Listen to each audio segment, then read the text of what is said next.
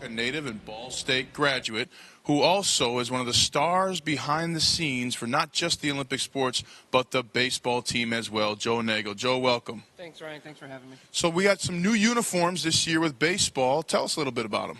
Yeah, so Under Armour unveiled a whole new line of uniforms this year, and we took full advantage of ordering all of them. So we go from a white, gray, gold, a green, a navy, and then this flashy all-green one. And so how do you decide which uniform to use? Is that a captain's decision, your decision, coaches? You have to keep in mind that baseball is usually playing 4 to 5 games a week, 3 Friday, Saturday, Sunday. So the name of the game is really versatility, so they have to be able to mix and match to make the most of what they have. But it's really up to captains, and then depending on if they're home or away, that'll kind of dictate what uniforms they wear. And I don't want you to rat anybody out now, but do some players have some uniform superstitions? It's baseball. Everybody has superstitions. You know how that goes. Yeah. But what's some of the weirdest? What's one of the weirder ones? I know a couple guys. It's more or less with the shoes, really, depending on how they tie their shoes or how they performed in a certain game and what shoes they wear. They will stick with that routine until it doesn't go so well for them. So. And then any socks or belt or hat issues as well? No, not so much that. The uniform will kind of dictate what socks and what hats they will wear.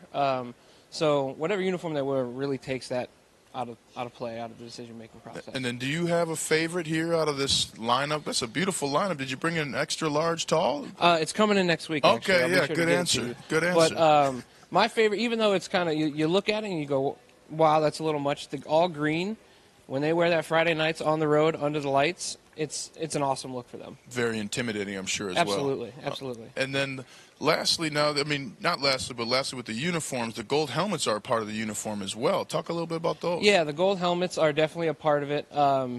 Football, every time they run out of the tunnel, you got the gold helmets. And any sport that has a helmet, I think, wants to kind of play part of that as well. And baseball is a perfect sport for it.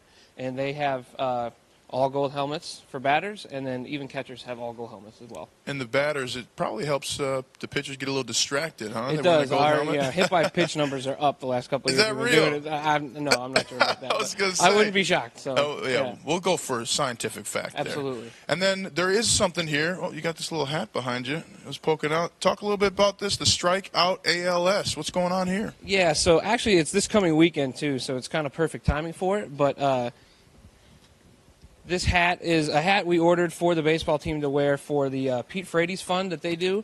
A little background behind it. Pete Frates was actually Mick Aoki's first captain when he was head coach at Boston College. So he has a personal relationship with Pete. Yeah. And Mick is trying to do everything he can in order to kind of keep Pete's message going about ALS research and ALS awareness. So every year they have a weekend where they dedicate one home game to raising awareness for Pete Frates Fund.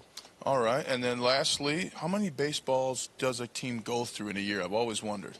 A lot. It's a lot of baseball. You're giving them to the kids that show up, hitting them out of the ballpark. A lot of baseballs. All right. Well, thank you so much, Joe.